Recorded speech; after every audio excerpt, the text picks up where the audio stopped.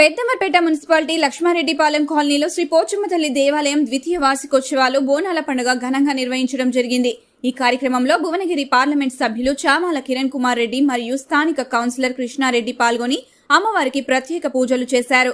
శ్రావణ మాసంలో మహిళలు భక్తి శ్రద్ధలతో అమ్మవారికి బోనాలు సమర్పించడం ఆనవాయితీగా వస్తుందని, ప్రజలందరికీ అమ్మవారి ఆశీస్సులు ఉండాలని, రాష్ట్రం మరింత అభివృద్ధి చెందాలని అమ్మవారికి మొక్కులు సమర్పించినట్లు ఎంపీ చామాల కిరణ్ రెడ్డి తెలిపారు.